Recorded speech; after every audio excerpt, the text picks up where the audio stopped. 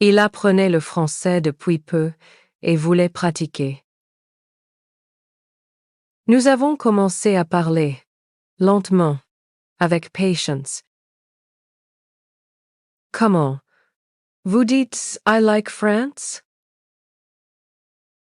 On dit j'aime la France. J'aime la France, a-t-il répété, un peu maladroitement. Je lui ai fait un signe du pouce. Très bien. Et I love coffee? J'adore le café. Il a ri. Alors, j'adore le café aussi. Petit à petit, la conversation est devenue plus naturelle. Il cherchait ses mots, mais il essayait, et je le comprenais parfaitement. C'était comme me voir dans un miroir, quelques mois plus tôt. La serveuse est passée et nous a salués. Bonjour, monsieur. Vous prenez quelque chose? Alex a hésité, puis s'est lancé. Oui, un café crème, s'il vous plaît.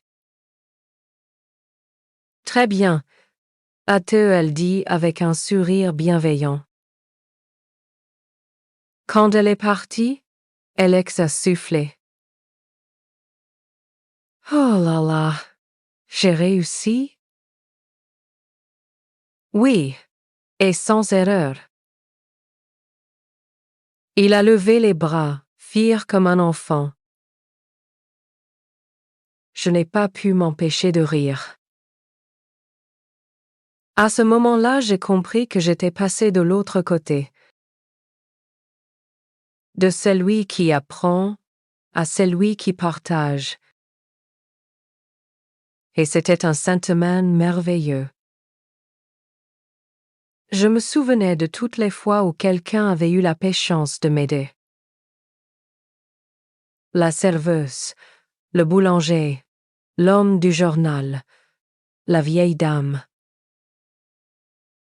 Ils m'avaient tous offert un peu de leur temps, un peu de leurs mots.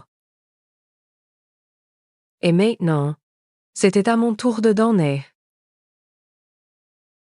Pendant que nous parlions, je lui ai appris quelques expressions utiles.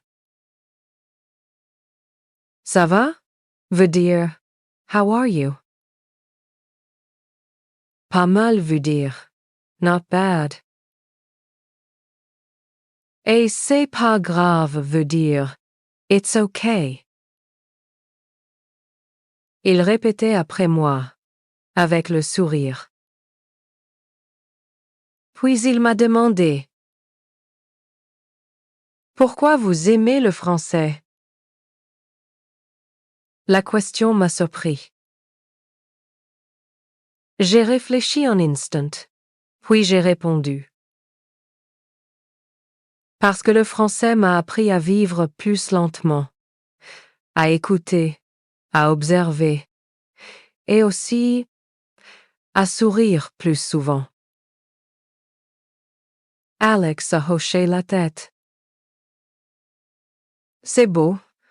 Peut-être que c'est pour ça que moi aussi je veux apprendre.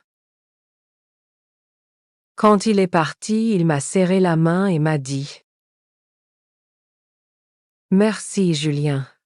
Vous êtes mon premier ami français. » J'ai souri. Et vous, Alex, vous êtes mon premier élève. En le regardant sortir, j'ai ressenti une grande joie. Ce n'était pas de la fierté, mais une chaleur douce, tranquille. Le français, cette langue qui m'avait tant intimidée, devenait maintenant un pont entre moi et les autres. Une langue partagée. Le soir, j'ai écrit dans mon carnet. Partageux, c'est apprendre 2 fois. Et j'ai ajouté. Quand j'enseigne un mot, je le retiens pour toujours. Depuis ce jour-là, je parle souvent avec les étrangers que je croise. Je leur apprends de petits mots. Bonjour, merci, pardon, à bientôt. Je leur dis qu'ils n'ont pas besoin d'être parfaits. Que les mots sont faits pour vivre, pas pour être gardés dans les livres. Et chaque fois que je vois leurs yeux s'éclairer en prononçant un mot nouveau, je me dis: c'est ça, la vraie beauté d'une langue. Ce n'est pas la perfection, c'est le partage. Ce matin-là, j'ai décidé de ne pas parler. Pas par tristesse, pas par fatigue, mais parce que j'avais envie d'écouter, vraiment écouter. Après avoir beaucoup parlé, partagé, enseigné, j'ai senti qu'il me manquait quelque chose, le silence. Je me suis levée comme d'habitude, j'ai préparé mon café, mais je n'ai pas mis la radio. Je n'ai pas prononcé un mot. J'ai simplement écouté. Le bruit de l'eau qui bout, le souffle du vent dans la rue, les pas du voisin dans l'escalier. Des sons simples mais pleins de vie. J'ai bu mon café lentement, en regardant la lumière changer sur le mur. Chaque seconde semblait plus longue, plus vraie. Je suis sortie marcher sans téléphone, sans musique. Dans la rue, les gens parlaient, riaient, discutaient.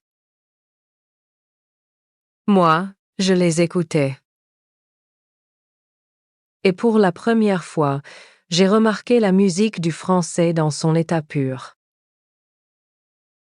Sans moi dedans, juste la langue qui vit par elle-même. Un homme disait: dépêche-toi, on va être en retard. Une femme répondait: attends, je cherche mes clés. Un enfant riait en criant: regarde, maman, le chien. Tout cela formait une symphonie quotidienne. Le français n'était plus une langue étrangère pour moi. C'était une chanson du monde. Je me suis assis sur un banc au parc. Un vieil homme lisait son journal. 2 adolescentes parlaient de leurs rêves, leurs examens, leurs petits drames. Je ne disais rien, mais je comprenais tout. Pas seulement les mots, les émotions. Le ton, les gestes, les silences entre les phrases. Je me suis dit: apprendre une langue, c'est aussi apprendre à se taire. Parce que le silence, c'est l'espace où les mots respirent. En rentrant chez moi, je n'avais toujours pas parlé. Mais j'avais l'impression d'avoir eu 1000 conversations silencieuses avec le monde. Chaque regard, chaque son, chaque souffle me parlait dans une langue que je connaissais enfin. Je me suis assis à mon bureau et j'ai ouvert mon carnet. J'ai écrit. Aujourd'hui, je n'ai pas parlé, mais j'ai compris plus que jamais. Puis, juste en dessous, le silence est aussi une forme de parole. Ce soir-là, quand j'ai enfin prononcé mon premier mot, un simple bonsoir au voisin, il m'a semblé plus clair, plus sincère, plus plein de sens que jamais. Le lendemain de ma journée de silence, j'ai ressenti quelque chose d'étrange. Une sorte de calme intérieur, comme si le monde avait ralenti un peu. Mais en même temps, j'avais hâte de parler à nouveau. Les mots me manquaient. Pas comme un devoir, mais comme des amis qu'on n'a pas vus depuis longtemps. J'ai préparé mon café comme d'habitude, mais cette fois j'ai murmuré doucement.